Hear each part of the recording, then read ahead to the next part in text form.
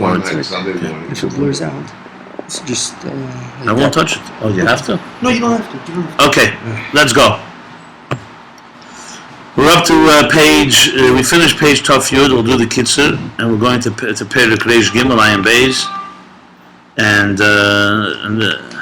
So I thought it through yesterday what we learned. It was a little complicated, so I'll just sum it up. Just as I understand, very complicated Perek, this one. Maybe the most that I've so far encountered. So with the context of what the Rebbe Shabbos were up to here is, let's just sum up the context. Mamutza. The dilemma of how the Maitzil and the Netzalim connect. Remember, we're not talking about Bria now, the creation. We're talking about the Tzir, the shape and form, the definition of Spheres, basically. Because the Eibishter is l'mayla m'chacham v'lei b'chacham yediyah, less machshavet tfisa beklal. God, the Maitzil, the source, essentially, is beyond the Spheres. So how can you bridge him and Elokus that's higher than the Spheres with the Spheres? So in Kabbalah, the Arizal says the answer is Keser. Keser is the bridge. Atik is the Maitzel. Connected is the Tachten Sheba Maitzel, the lowest part of the source, so to speak. And Arich is the Reish HaNetzalim, the beginning of the Spheres. The Rabbi Rashab said that's not sufficient because Atik never comes down, Arich never goes up. So we're back to square, it just carries over the question. So the answer is Chachmas Timah. That Arich, the Chachma of Arich, Chachma, wisdom will become the bridge. But in this case, unconscious wisdom. Chachmas Timah, because Chachmas Timah goes up to Atik and comes down to Arich, and that becomes the bridge between the two. And to understand that, he went into a discussion of two levels in Chachma in general. Wisdom has two aspects to it, two dimensions. Dimension number one is the haflah, the awe, the refinement, and the second is how wisdom comes down to in levushim and the garments and so on. And he says similarly are these two things also in Chachmas Timah. And this leads us to where we're up to now. To understand that, he went into a whole discussion. Chachmas Timah connects to the pleasure of Atik more than the Golgalta, which is the skull, which is Ratzon, more than Ratzon. That's what he's discussing now. The difference between pleasure, Einig, the pleasure of the Etzem HaNefesh. Remember, because we're connecting to the source. The source is pleasure here, the God's divine pleasure, how the Eibishter is in his essence. So in the middle of explaining how wisdom, Chachma, connects to that pleasure more than the will does. So what he was saying now, and what we've been discussing in the last two chapters, has been this whole issue here. So the first thing that the Rashab said is, why is Ratzon, this is all right, by the way, that the screen goes out? Yeah. Okay. Why is Ratzon, so he explains an example of two things. When you're Ratzon, your deep, essential Ratzon, I just want to qualify, because I went and looked it up in Ayin Samach Vov, which I wrote about back then, because he quotes it, he said, Barucha, Samach Vov. So there's a whole discussion between Ratzon and Tainug, and I think that's critical to establish here. It's not what we think it is. When we say will and pleasure, you think of, I want a coffee, I have pleasure from a piece of chocolate, or from a piece of gossip. That's not what he's talking about. Ratzon and Tainug is not the will and pleasure that the daily wills and pleasures of our lives. Ratzon and Tainug are basically two, we call it superconscious forces in the essence of your soul. The things that your soul connects to in its deepest way. Sometimes they're concealed, sometimes not. For example, you see the examples he uses. That a Jew and an Eibishter, and Bnei and Sham Yisrael are fundamentally want each other. No matter what they say, no matter what they do, there's a fundamental connection. That's the Ratzon he's talking about here. He's not just talking about, you want something, a thing which can be for any stupid reason. He's talking about a Ratzon Atzmi, because he's talking about Ratzon and Tainug in Etzem HaNefesh, not Ratzon and Tainug in daily activities. It could be that you do, let's say when you do a mitzvah, it's reflecting the Ratzon that you have to be one with Eibishter. Because you saw here, we learned in the last page that even a person, he says, Kal Shebekalam, a person who's completely distant from Yiddishkeit, and then when it comes to a simcha or something like that, he suddenly awakens in him the pintaliyah, as he said, That means that there's a Ratzon in him that despite what he does all day, even if he's completely consumed by all kinds of distractions and temptations. So that's what he's talking about. So Ratzon and Tainug are two essential forces inside of a person. What's the difference between the two? That's what he discussed in last Perek. Tainug, he says, and in some of it's barichus, but there's some contradictions even. Tainug is a pleasure that they're just the fact that you feel a certain inner pleasure. It doesn't have to do anything. You can just be on your own, and you have that sense of pleasure, of existing, let's say, or that you're connected or something like that. As you said, it's not even the pleasure of feeling that you are. What was the expression here? Let's say you said it was intellectual. So freedom from zichalein. No, No, I said yesterday. You don't even feel it. It's just there. Ratzon, on the other hand, is the nefesh as it's going to reach something. For example, for the tainug, you don't have to do anything. When a Jew is connected to Hashem, there's no movement. It's just a connection. You don't need to even feel it. It's just there. Ratzon, on the other hand, is being drawn to something. Merutza. What do we say? It's being gravitating, or being drawn to something, and you want it. In some of what he explains, and here a little as well, that they're really two parts of one. But when it comes out, and the bottom line is they are opposites. That's what he says here. Right. In what way are they opposites? They're opposites because one is behelim, one is just there, and the other one is a gili. That doesn't make it an opposite. Does that make it an opposite? That's what it means by hafkim? Yeah. I still know no other reason how they could be hafkim, but it was like... The hafkim is because ultimately... what does it mean? Tiny to be completely a heaven. In other words, how do you it seems to me it has to be an experience of, tiny. No, that's why I told you, it's not tainug that we know as pleasure, when you have pleasure of something. He said it's not even the pleasure that, these are the words. Gam le b'chinas harem, it's not even the pleasure about a feeling that you're above it all. It's about a pleasure that the person I described it yesterday as you didn't hear yesterday's class, did you? No, I had the first day. No, but let me tell you what it is. What does it feel like to be alive? It doesn't have a feeling. What does it feel like right now? As I mentioned yesterday, what is your left leg doing right now? Until I mentioned it, you didn't have to be conscious. In other words, let's call it this. You don't have to be conscious of yourself to have pleasure. But you see, the word pleasure is not really the right word. You don't have to be conscious of something to mean that it's there. You can be in a zone and experience something. You don't have to necessarily talk about it or even feel it in any conscious way. Or be aware that you're feeling it. Like you're fully alive. Like, I said yesterday, an example, you're involved in a project. You suddenly realize you're tired, you're hungry. Hours have passed. And before, why weren't you feeling it? Because you're so in it. You're not separated. Remember, the idea of an object and a subject, as we understand it, is a detachment that didn't exist. For example, when you talk about children, are children conscious of themselves? They're sitting around playing. Humans are conscious of yourself. We're the only ones capable, adults rather, we're capable of sitting and analyzing ourselves. Children don't analyze themselves. They just do what they have to do. In a certain way, like animals. They don't have to, there's no consciousness of I'm outside of the picture and I'm looking at it. Like you look in a mirror or something. In other words, consciousness of something is already a sign that you're outside of yourself.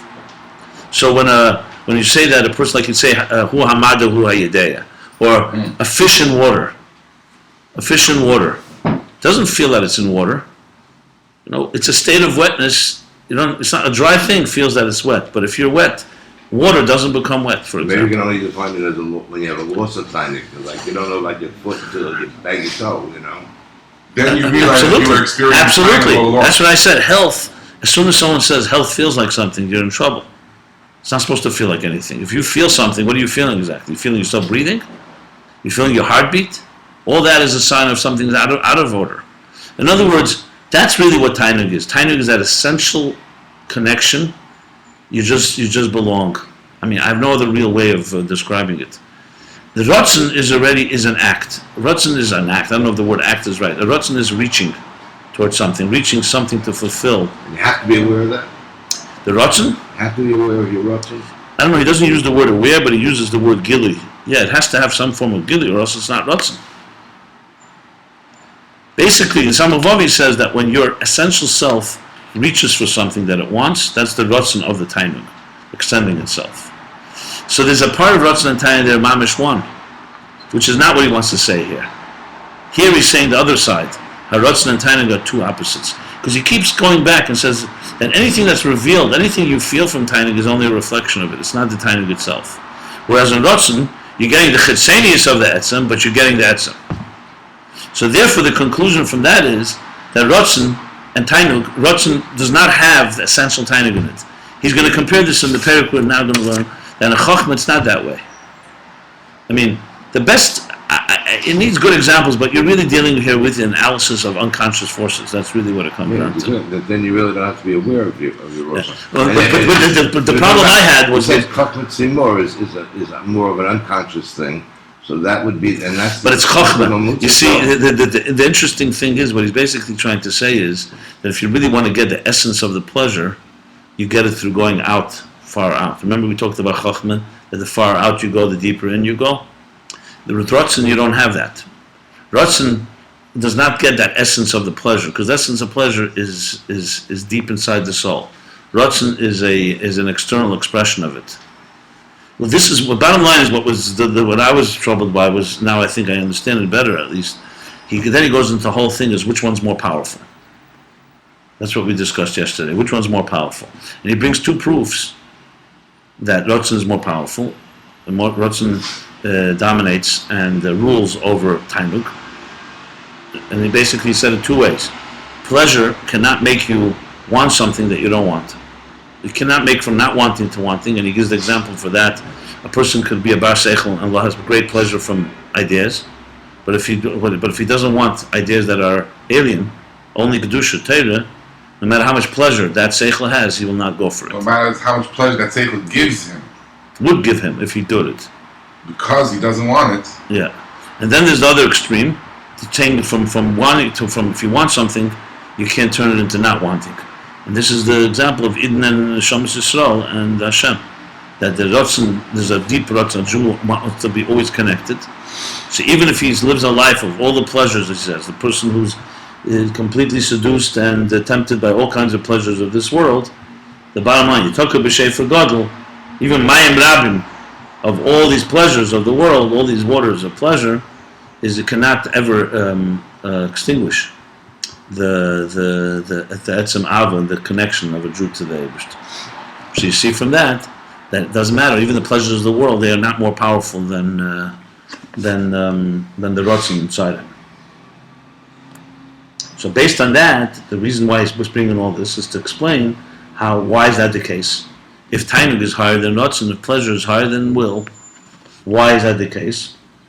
And the answer is because rotzim brings the etzem, and the tainug is only a reflection. That was where. In other words, tainug is higher, but the parts that we experience and feel, we are feeling the etzem rotzim. We're not feeling the etzem tainug. Precisely. That's why on that outer level, in Samach Vov, he says something similar. He says that when rotzim and tainug, one has dominance over the other, it's only on the outer levels. In the inner levels, they're really connected.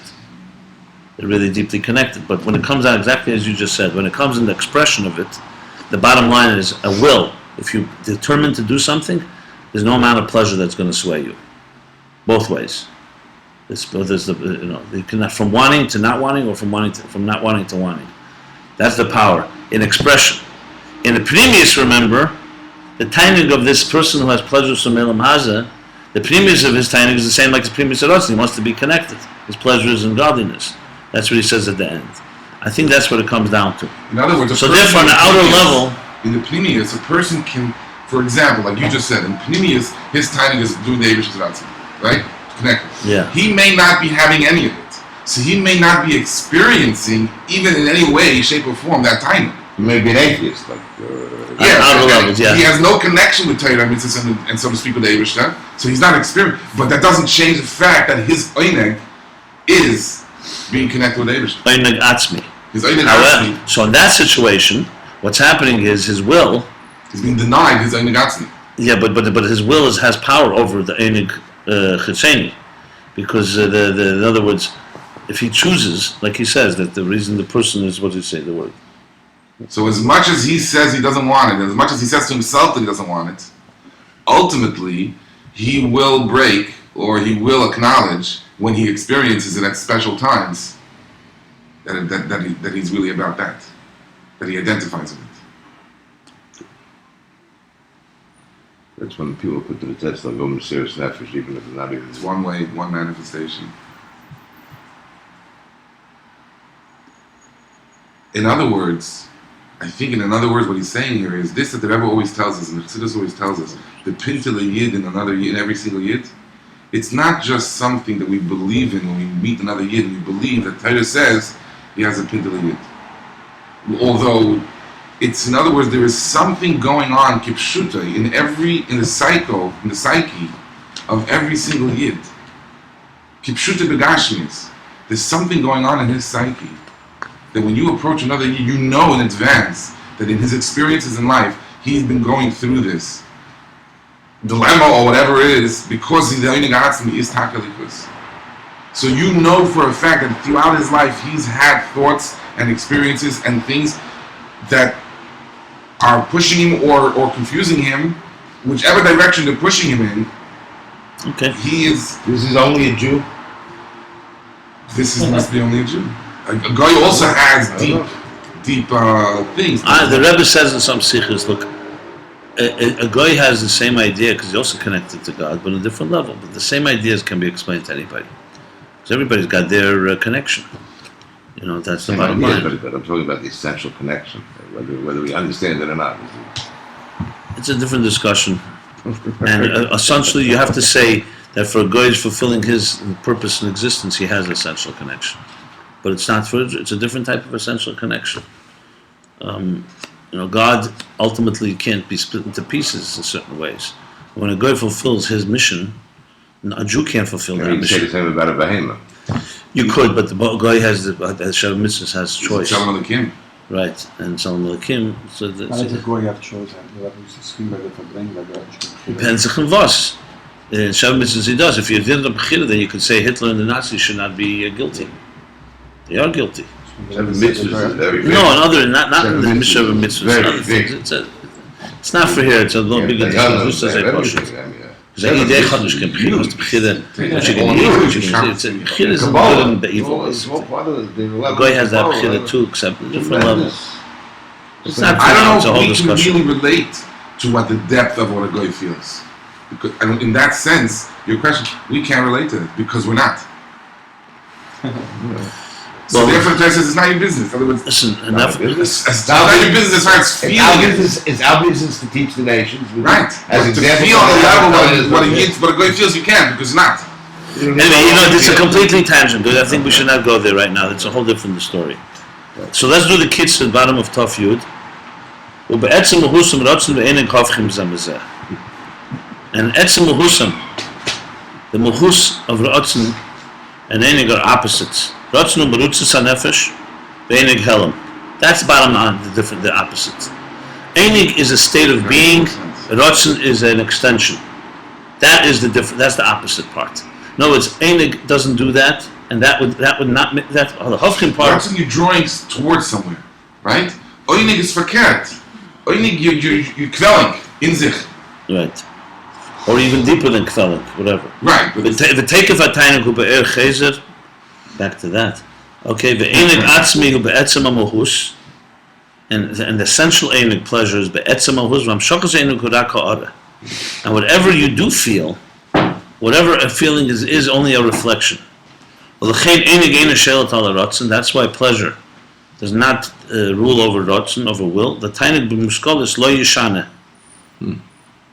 Even if you have pleasure in muskolis, it's not going to change the rotzen that he doesn't want to have. could be Etzem that. Ritzein b'muskolis alakus. It Because could be Etzem that. Ritzein is only in the godly, divine Come. ideas. That's what come. No, it could be that kamai doesn't belong there. The tiny b'miskala is lo yishana etzem ritzayne b'miskala salikis. Yeah, you could say, okay, So Rutzen is you way. can touch it two ways. You could also say like that, and then, because that's, okay, but it's the same idea. Well, Mayim Rabbi, is wave and tiny as particles, and Chachmat Tzumor is the connecting link.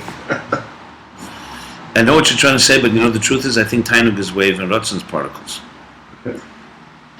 If you really want to put it that way. Because Rotzen is a... The problem is Chacham is probably particles, and Rotzen and Tainug are both waves, to be honest. It sounds better that should be, since it's a mamutza, it should be the synthesis. Yeah, but Chachma is the mamutza, not Rotzen. That's what he's going to say. You see, let me just finish the paragraph. This is, Mayim Rabim the Tainugim Gashmin, also the other way around. The Mayim Rabim of all the physical pleasures, Lo Yichva Ha'ava Alekis, will not extinguish the love to godliness. The Rotzen Shel Tal Tainug, and the Rotzen rules and controls pleasure, that you have pleasure in what you want. Because in Rotzen, the Atzmi is Nimshach.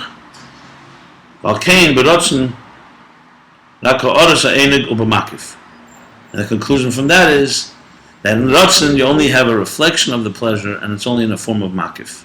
Because Etzem pleasure remains in its own world. And Rotzen does not control that world. On that conscious level, Ratzon controlled, but not in that deeper level. It remains somewhat disconnected. That's the complicated part. It needs a lot more discussion. I will say this, that I think that what's very relevant here is it's almost like what the Chiddush of Chabad is over Kabbalah Soil. He's really coming to explain here, and that's what we're leading into now, is that Chachma is the mamutza between Maitzel and the Netzolim, not Ratzon. Right. Meaning, the idea that a Jew just wants to be connected to Hashem, that doesn't really connect him to the deepest part of Elokus. It's a powerful force, but it's not the intermediary that we need. The intermediary you need is Chochmah, that you understand, and that understanding reaches into the Etzem of the Tainug.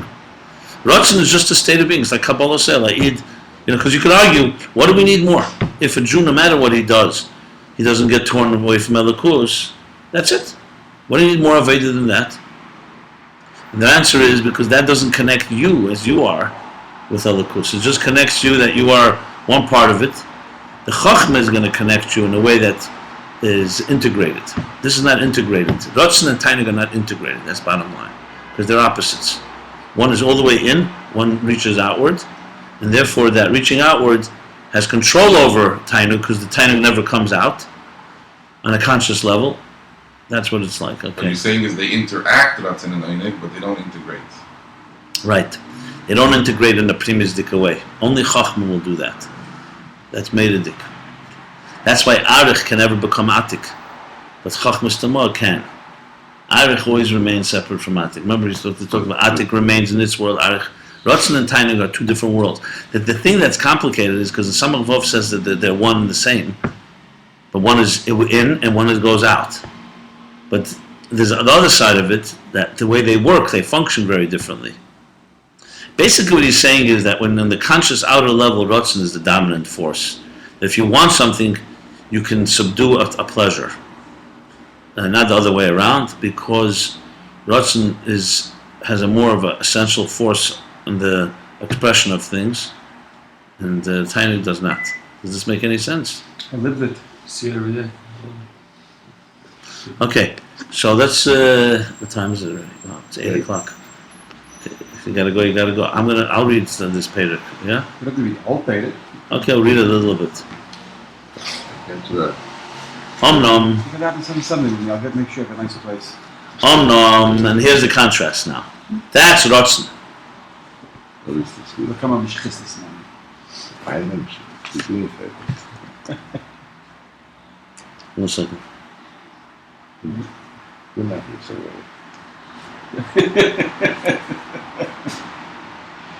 Ja, das ist auch. Omnam koyach ha-chochma hare'ena atzmus ha-nefesh. Koyach ha-chochma, on the other hand, as opposed to Ratzon, is not from atzmus ha-nefesh. It's not from the essential reflection of what your soul's personality is like. Ra koyach ma-nefesh. So koyach ma-nefesh. So let's distinguish between the two. Ratzon and Tainug is who you are, the etzem. The koyach ha-nefesh, starting from chochma all the way to malchus, is how you express yourself. It's not the same thing. Remember what I said last night? Who you are and how you express yourself are not the same thing. Most of us do not express who we really are. Why is that? Not easy. First of all, the Eibishter made it that it should be a challenge, that the Etzem and Nefesh stays inside, and the challenge is to reveal it. Then there's other things. We're afraid. We live in a world where people will think we're crazy or not accept it. You don't go out in the streets and just say, "Oh, you're a munah." I mean, just on a basic level. What the whole ufta of Chassidus and Yiddishkeit is to teach you. You're talking about Aveda. See, by me, this is pure Aveda. It's Haskalah D'Keishes, but what's the Aveda here? The Aveda is you're talking about how do you have the takeif, the will and the courage to go out and speak about the deepest things, deepest faith in the Rebbe and Chassidus and Yiddishkeit and Eibishter to a world that doesn't care. Doesn't care. They don't care. At least outside they don't care. They're busy, you know. You have a half hour's time, he wants to talk to you business. He's not interested in talking to you about God. But we know that the mission is to talk about God. The business is only an external thing. Good, people have to make a parnasa. You have to. So I'm talking about even a good Chassidish that knows that parnasa is not the main thing. It's only a means. But the bottom line is this world is not interested. You know, when you walked in today, you read the New York Times. So the New York Times is Zelu Mazef and Ayin Beis. It's the exact opposite. All its principles are opposite. First of all, everything is that daily, you know, the news of the day, breaking news. It's all false anyway, one way or other. Can't compare. This is to the reality. That's about the Havle Elam Hazan. My grandfather used to say newspapers, everything is a lie, even though his son-in-law, my father, was a newspaper man. I guess he was talking about him. Everything's a sheker, he used to say. Even the date. Even the date? Yankel Lipskin. Even the date on the newspaper is a lie because it was printed the night before. So you're reading Goychlutz today. You know, like all these like so-called recorded shows and so on. Right. And as I remember when he said it, when I was younger, I used to laugh. I say, okay, my grandfather coming from Paltava, verstehst. But then as you get older, you start realizing, like they say, you know, when you get old enough to know your father was right, your children tell you you're wrong. I never heard that. So who was That's how God made it. So you can't have both. Young people have energy and passion, but they have no seichel. You know, no experience. And when you get the experience, you don't have the same energy anymore. It's very weird. Right? It's a fundamental dichotomy. Only when the Rebbe had the combination of both. You know, youth and passion, no matter how old he was, and then the other side. So bottom line is, so the challenge is, how do you bring the etzem, the gili? This is the issues of the Rebbe. How do you bring etzem into giluyim? So some people say you don't. You know, you could have a shita, a chassidus stays in Lubavitch, or in Crown Heights, Lubavitch of Crown Heights, and you don't go out. What did the Rebbe do? He didn't say we should just become shluchim and go out and change the world. He said, learn chassidus and learn the deepest things, but then go out and tell them about it. You know, relatively, who you are even when you're there. Relatively, it's easier to just go out and I don't know all this. I just go out, put on film. It's true that a lot of people are amaratzim. Some people don't even know how to read Hebrew and do what the Rebbe said. That's fine, but it's not what the Rebbe's kavanah is. And then there's another extreme: you stay inside, but you don't go out. The real goal is that you have to do both. I was just reading the Baal Shem Tov's Torah on this parsha. It says Kaches Mata Levi. So the Medrash says, we're talking about bringing Shevet Levi, Bamidbar. So it says, the Medrash says, the pasuk Tzadik Hatamid Yifrach. Tzadik Hatamid Yifrach. And what's the second half of it? Keres Belavanin Yizge. So the Baal Shem Tov says, what's the difference between cedar, Erez, and Tamar? A palm. A cedar is a much taller, handsome, strong tree. A palm is not as beautiful, but a palm bears fruit and a cedar doesn't. He says there's two types of tzaddikim. There's tzaddikim who are beautiful and handsome, and it's all about their own growth. They grow very tall, but nobody else benefits except them. And you have to be katamid yifrach. That's the point. You have to be someone that goes out and bears fruit. Whoever you meet has an effect. Not just it's a beautiful word. So the concept here, rotzen, you could say is like the tzaddik, that's tzaddik in pelts, you know, the tzaddik in a fur coat. It's cold in the room, he puts on a fur coat, he's warm, nobody else is. And then there's a tzaddik who goes and puts on a fire, lights a fireplace, and the whole room gets warm. So the point is that rotzen is a powerful force, but rotzen is just Kabbalah sale. There's no giluyim. I'm connected and that's it. Chochmah, as we're going to learn, is Yitzchak Avinu and the Vidler Rebbe that stood in their place most of the time. In a way, yeah. Chochmah, on the other hand, goes out and teaches the singing, and through that it connects to the Etzem HaTainug. That's the best way I can explain it right now. I have to think about it some more. So Ratzon, therefore, controls the Tainug on the outer level. That's what it comes down to. Ratzon cannot, that's what it is. The Tainug that's within remains locked within. It's only when you go out can that be... Okay, so that's what he's saying. So we have two parts in us. There's who we are, the essential personality, that's the Tainug and Ratzon of a person. And then there's a keach, a faculty, that's how you express yourself.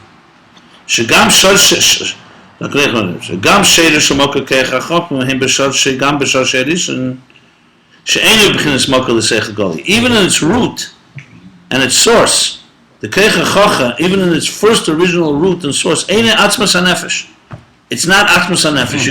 You could say wisdom comes from the soul, but you can't say the soul is wisdom. On the other hand, on Ratzon and Tainug, you can say the soul manifests in pleasure and in wisdom. The pleasure of Elikus, the Ratzon to be connected to Hashem. So Chochmah is not Atmas HaNefesh. However, as he's going to say, the other extreme, however, it's levush, though, right? It's levush. It's levushim are machshava de b'maisa, but lefi the Etzem HaNefesh, the keiches are called levushim. That's what you say. Relative to Ihu tikunin. We say it Rav Shabbos. But not starting with Chochmah, starting lower than Chochmah. No, Chochmah is the first levush, the first tikkun, the first. But it has a combination of both. That's what he's going to say. Yeah. Right. Omnam Yedua. However, it's known shanefesh nikra nefesh hamaskelos.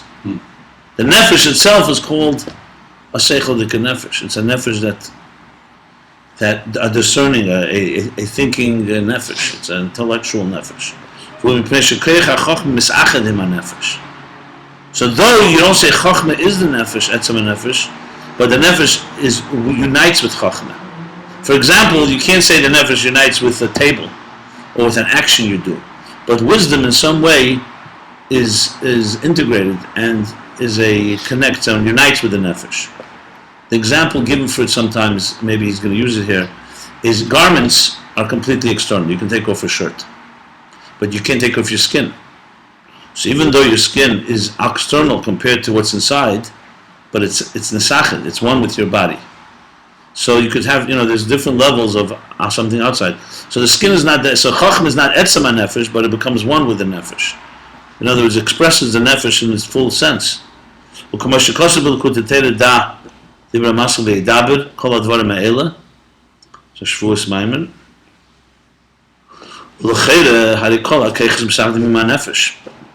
asking a question. Okay, why is Chachma unique? All the keiches, Bina, Das, Chesed, Gvura, Teferes, they're also mesachid. They're also one with the nefesh. Nefesh ha'yeves. So why dafka nefesh hamaskelos, not nefesh ha'eves, right? Why do you say the nefesh hamaskelos, the nefesh hasichlis? The answer is because when it comes to Metzias HaChochmah within, it comes from the Milas Mahus HaNefesh Atzmei. In other words, it's not just it becomes one with the Nefesh, it has in it the Mahus of the Nefesh within it. It's not the Etzem HaNefesh like Ratzon and Tainug, but it has. Ayin Hu, he's going to explain it. We discussed this already, but now he's going to elaborate. The Ayin is to explain this, a human being is different from all animals with what? With the Keich HaChochmah. And we'll say, Midas, he's not that different. Natural emotions and feelings also an animal has. Even an animal has an emotion and is drawn to its child. An animal will go protect its child. So it means it has feelings. Livnei Erev asher yikru shemerachem al bonav. Livnei Erev? Livnei Erev asher yikru in Magidor Yankel comes from Israel. Livnei Erev asher yikru shemerachem al bonav. You say even Bnei Erev is the raven, right? It has compassion of its bonav. Ubefrat hanesha, the eagle, shehu rachmani, because the Erev, it says sometimes it doesn't have rachmanis. So an animal has natural compassion for its young. You see it all the time. Look what animals will do to protect its young. So that YouTube thing in the park, in Kruger's Park, Yeah, where those where they come back with those antelopes, with those, with deer like. not the When the antelope. eagle swoops down and grabs No. the deer, I have that right on my Wildebeest. phone. I could show No, it. no, huh? Well, the wildebeest.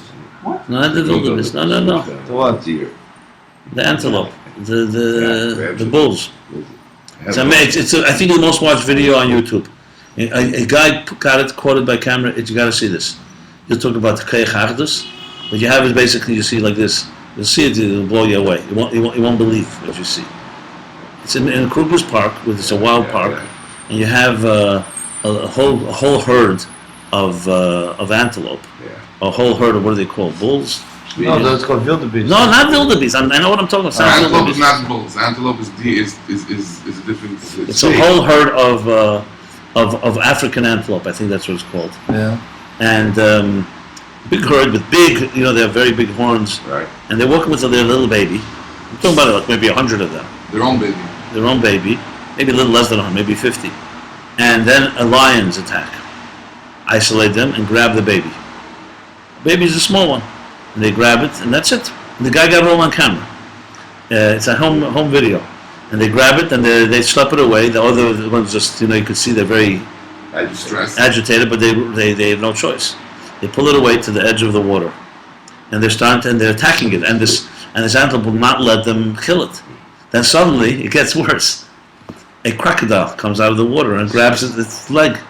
So the lions are grabbing it to here. The crocodile is here. Mishlep van alle Seiten. There's no way that this antelope is going to survive, and it's a baby. Anyway, probably a good 45 seconds. This is happening. It's a lot of time. You think for sure it's dead. Suddenly, the whole antelopes come back. Like a whole herd, like a bunch of them, and you see that like the power of the group. They come in. And they have their power kick, and they throw one lion up. The crocodile runs back into the water, and they get the baby away, and it survives, limps away. You got to see it how the antelopes come. You can see there's the Chazal Achdus, they did not forsake their baby. It's quite interesting. It's a big lesson in life. But you see that they're not to give up on somebody. They come in and say the bregas, Anyway, so bottom line is animals have emotions. So in that sense, they're just like us. So what makes a human being unique? The yisn, the superiority, the advantage of a human being over an animal is in seichel and das. That's what an animal does not have, like we have. This isn't just incidental that we happen to have another faculty. An animal. One animal has a horn and we have seichel. It's not that way. This power of seichel is mitzad mahus nafshe nefesh ha'adam.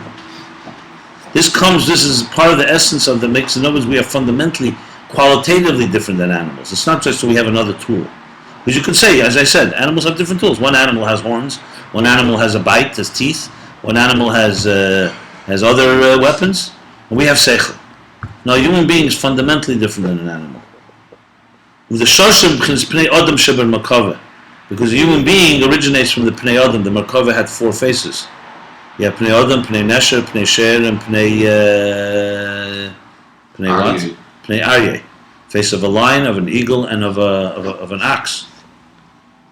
So he's rooted either in the adam in the makava, or the adam elyon, meaning the supernal man that sits on the throne. What do you say? What does that mean? Either it could be depending on It basically there's 2 levels. One is the level is no.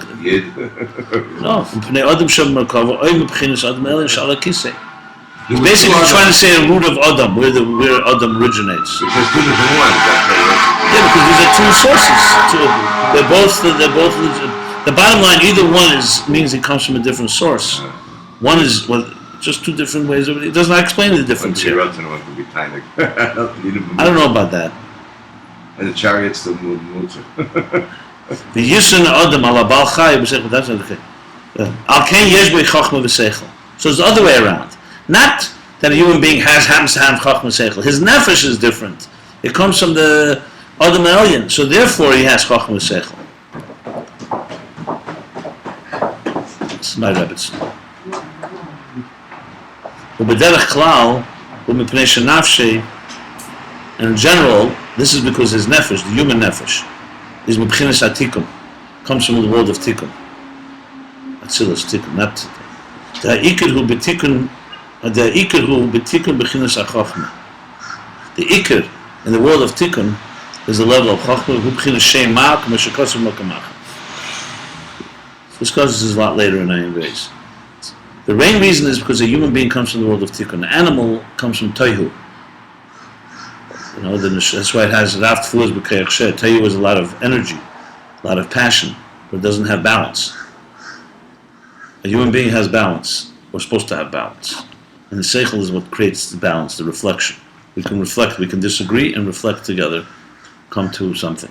That's the world of Tikkun, which is connected to Chochmah and the Ma, Shema, which is Bittul, basically. Ma is Gematria Adam, just for the record. What? Are those ravens, those sounds? I know. They're hearing the call.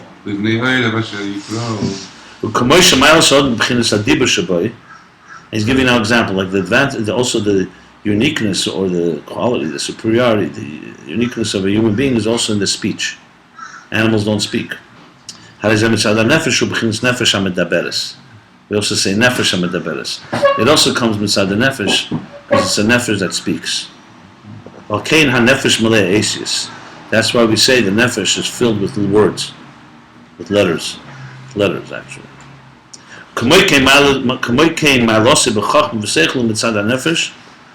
That same thing, just like Dibur comes inside the nefesh, that our nefesh is one that can communicate with others. An animal can't communicate the way a human being can. Just for the record, animals communicate with each other. We know they make sounds, but communication, like being able to have a discussion, a negotiation, not just to survive. Animals communicate to survive. You know, they warn each other, or they alert each other, or they come together to hunt. But human, this discussion, Dibur, is much more than that. We can make peace with each other. We can collaborate and achieve something much greater and stuff like that. Abstract. Yeah. Nimtza. So the same thing is with Chachma Seichel. It comes from the nefesh, the nefesh of Kein Yesh Chachma. Because it's the nefesh of a human being, therefore he has Chachma. Taste. So we're superior. Question is when a person doesn't use the Seichel and behaves like a behemoth. That's the question. So we see from this that because the Etzem HaNefesh comes from Madrega Chochma, Hagam shein the Chochma v'Seichel Klal. Even though the Nefesh itself, you can't call wisdom, who has Sibel the Mitziz Keich HaChochma Shebay. Because the Nefesh is in the level of Chochma, that's why is the cause that we have Chochma within us. And that's why we say it's a nefesh hamaskelos. It's a spirit, it's a soul that has seichel. You call the soul a nefesh hamaskelos. You don't call it a soul that loves. You say a soul that discerns, that understands. Because the nefesh is, because the chachma is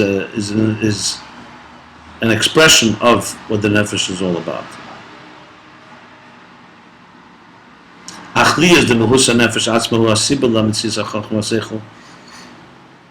even though the nefesh itself is not chachma seichel, but being that is the cause of seichel,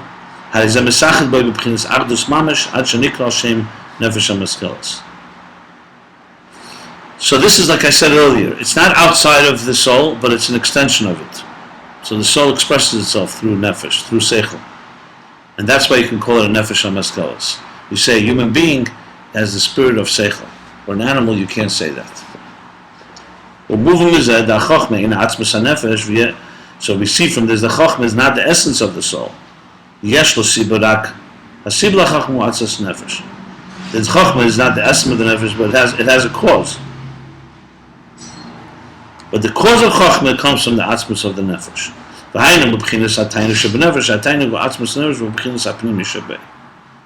Which part of the essence of the nefesh does it come from? That's the pleasure within the nefesh. The tainug is the atzmus nefesh, and is the internal part, as we said earlier. Canal.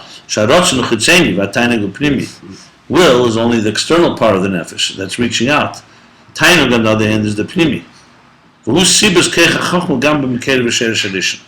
And it's the pleasure of the soul that causes it to express itself in chokhmah. And it's the first source of chokhmah, of wisdom. Just like the etzem chokhmah comes from pleasure, also there's galus, the revelation of the chokhmah. The revealing of the wisdom comes from pleasure. Because he has pleasure in this thing, that's why he wants to understand it. Okay? This is heavy stuff. Yeah, pretty good.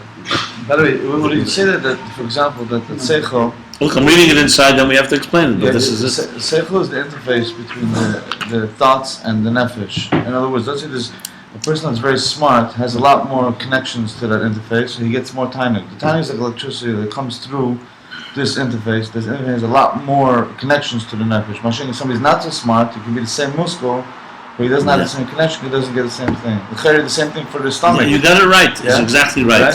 Interface is the right word. Yeah. Now let me explain it with that. Let me explain this because I see everyone's looking as a Kabbalah sale. You know the story with Vihester. They were learning Chassidus, and they read in the Likutei Torah that it says that the world is 2/3 water and 1/3 land. So one chassid says to the other, "What do you mean? I look around, I only see land. Where's the water?" So the other one says, "That's what the Alter Rebbe says. You have to accept the Kabbalah sale.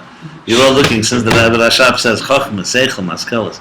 But there's a brilliant concept here. There is really a brilliant concept. Why are we, the humans, the center of the universe? You know, it says that God created the world, first day light, the next day the Rakia, and then the animals on the fifth day, and the sixth day created Adam. Rosh Hashanah, we don't celebrate Bereshis Bara, we celebrate the sixth day. What's unique about the human being? So I'm sure you learned Chassidus, but what's really unique? What makes us really unique? We also can behave like animals. You know, the three parts of us: we eat, we sleep, we procreate. We do most of what we do is what animals do. What really is unique about the human being? So in general, you say what's unique is we have a neshama. Okay, but what does that mean? Animals also have a neshama. They also have a nefesh. They also are alive. God also put in them a force of life. So he's really answering the question because they talk about the mamutza. The mamutza is the human being can change the world because the human being is like an interface between what the Eibishter is like and the world. That's a mamutza. That's a mamutza. What that means is simply put like this. An apple grows on a tree, it has no choice. It grows on a tree and that's it. You can come, I'm explaining this in simple basis. You can come and take that apple off the tree and eat it. What do you do with the energy that comes when you eat an apple or any food? You can go ahead and murder somebody also with that energy. You can go steal. You can go do a lot of terrible things. And the apple is giving you energy to do it. Or you can take the energy and do a mitzvah. You can go, you can build something. You can give tzedakah. So that's why it says, Chassidim say the expression that when a rasha, a wicked person walks on the street, the stones cry out, "What right do you have to walk on me? I never transgressed. I was put here. I never did anything that God didn't want, and you're using me. What right do you have to walk on me?" Same thing the apple. What right do you have to tear off an apple from a tree to use the energy? The apple would never have done something that is against God's will. You now have pushed. Not only you done something bad, you've taken nature, you've taken part of the world and used it for a destructive purpose. You know, that's the responsibility that we have. Bechira. Right. Or if you take the energy and apple and use it, the apple thanks you because it could never have done a mitzvah either. So the world is a neutral place. Well, right now, the world, everything in this world, this table is neutral, everything is neutral. Only a human being can come and do something with it, either destroy or build. That's a mamutza.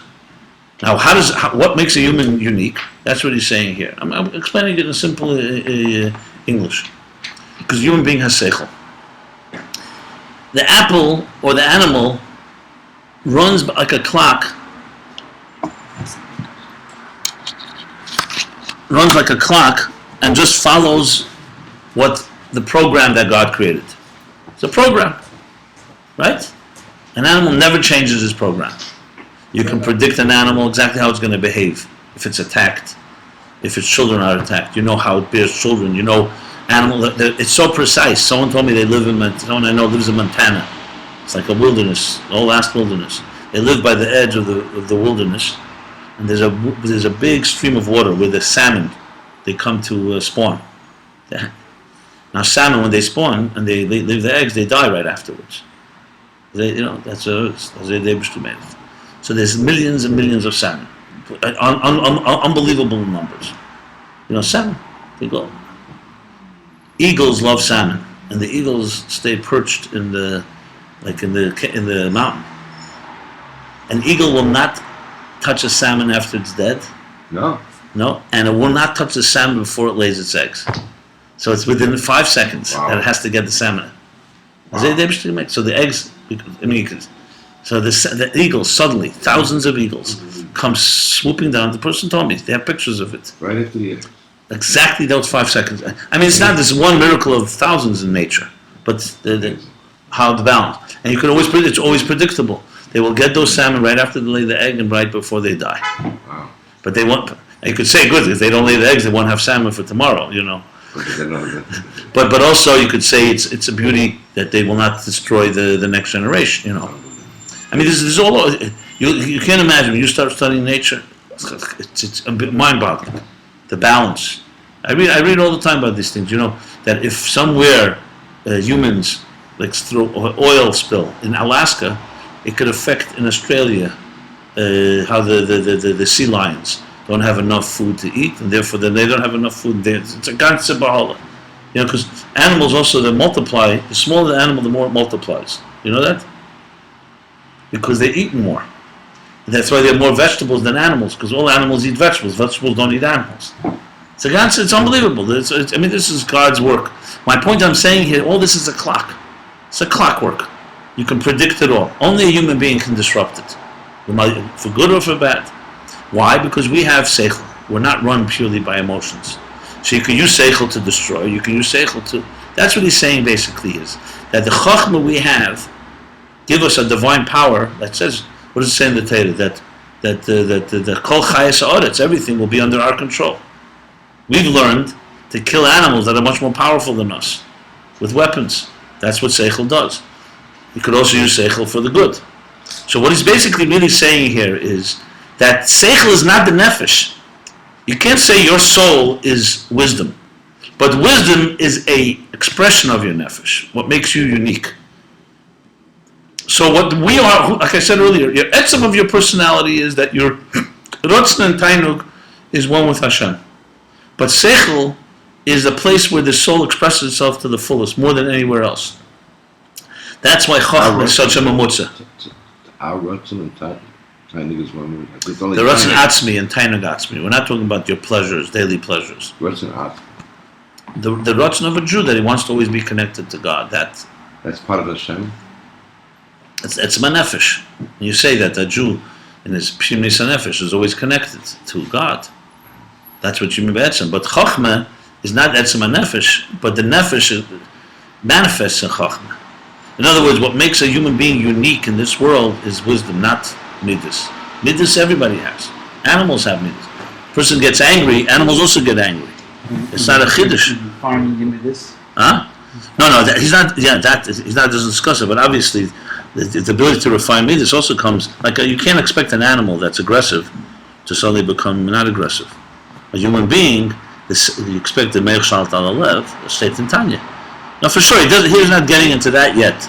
But ultimately, it also comes back to chachma. Bottom line is, someone insults you right now. If you're an animal, there's a natural reaction. Since you have seichel, maybe he didn't mean it. Maybe even if he meant it, maybe I deserved it, or maybe you have to think about it. You don't just react impulsively. That's the way it's supposed to be. Same with an animal too. If you have a ferocious dog and you've been feeding it every day, and you give him a whack, he's gonna hesitate before he kills you. He learned something in the process. No, I know that. And you also see animals, for example. You also see these lions that someone protected them, or when they brought them up, they won't attack them. They will hug them. There's images of that too. Of course, an animal can be tamed, but it's in a very specific area, very isolated. A human being fundamentally can live a whole life of discipline. You can't expect an animal to do that. A full life of discipline and, Avodas Hashem.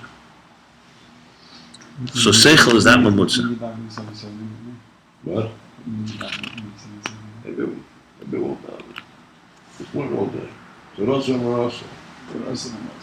So anyway, so he goes, "K'moi ken gam es galsa chachma. The gama shel ilam yilmed odem b'mokim sheli b'chovetz hikru mitzad ataynu dahainu sharotz imataynu." When it says that a person should always learn what his heart desires, the ikar is the pleasure. The rotzen, the will, comes together with the pleasure. There's an expression when the guy asked his teacher, "Where should I learn? Where should I begin learning?" So he says, "Where your heart desires." The Rabbi brings it very often. People ask you, "Where should you?" It doesn't only mean where. It means both where, which book should you start learning, and also what place should you be. So it's where your heart desires. So you see clearly that seichel learning follows. You should learn what you enjoy. So he's saying that's be'ikar tainug, that comes from tainug, and the rotzen follows the tainug. Rotzen b'lei tainug hanirak b'derech kabbalah sale. As we said before, rotzen without pleasure is on the level of kabbalah sale. So gamke yochel lifu lahaskil. It's true that kabbalah sale could also cause you to think. But then it comes only because of purely commitment, pure commitment. The way you were defining Tainik before, Yeah, but it's almost impossible. This Tainik, according to the way you defined it before, is that something that we don't necessarily feel. You can't say it's separate from Tainik, and you have to both. Yeah, but he's living with Tanis Cholim, for example, that becomes Tainik. Your Ratzon to fast now becomes a Tainik also. Yeah. So maybe your Ratzon to learn in a place where naturally b'chafetz, because you do it with a higher reason, that also could translate, although it goes through Ratzon. It's not direct Tainik. In other words, the Seichel doesn't go directly into Tainik. It's you need Ratzon to... But there's because the Ratzon is mizgaber. Right. It's not natural. Right. Ratzon has the power to turn something that would naturally be painful to be enjoyable. Right. No, I thought what you were saying also before that the whole idea of Seichel is the Seichel excites. The Seichel like sort of gives out the endorphins, whatever, to the nefesh. So these endorphins are that's tainig. That's basically tainig. The shaila is if be'etzem you don't like the Seichel, you get that same endorphin, the same excitement. So they say, but if I want to because I'm doing it for a greater reason, so then I'll get it. But I'm not getting the seichel. I'm getting the greater reason, and that's what I'm not. Yeah, but before we learned the Tainik, you don't even have to feel. It's only when you don't have Tainik you can feel it. So you can say that. Yeah, well, that's before you walked into that. You learned. Now what? The Tainik is. Tainik you don't have to feel. You have to feel. You don't have to feel. It's just that lack of Tainik we feel. Just Tainig got me. He said that stuff is tough. the bottom of page In the test. beginning, when you're doing something, the bubbles all. Yeah. It's like you stub your toes, maybe, but eventually it becomes completely involved with it. It won't bother you.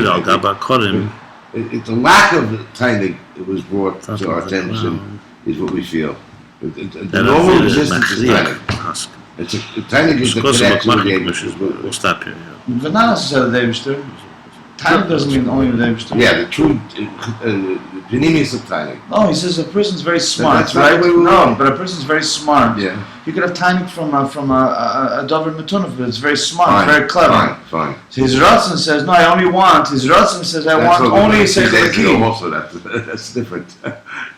That's I think if we learn further, you'll understand this better. I'm saying Okay, we'll stop here, but ultimately, obviously, Mistama Mitzad the Etzem Inyan, he wants Tainik Eliki only. But Mitzad... that's the Tainik that's always present, basically, and we don't necessarily. No, that's what he says when it's going to be when Mashiach is going to come and Va'evdim, there's going to be a Gilui Elokus, even though there were. Then we'll feel. No, they're going to feel the Tainik, not the Ratzon. There's no Ratzon then. But They go directly to Tainik. That's right. We don't. Sorry, But we have this Tainik, but we don't feel it. That's what it is. Huh? We don't always feel it. Simon. We don't notice Right. it. We sometimes feel the lack of Tainik. We give it different. Yossi We supplement it with is others. ready to start the shir next week in his house. Baruch Hashem. Is anybody can hit Simon because he has a problem with it. I discussed it with him. Can we unplug this? Or talk about this? What's the problem?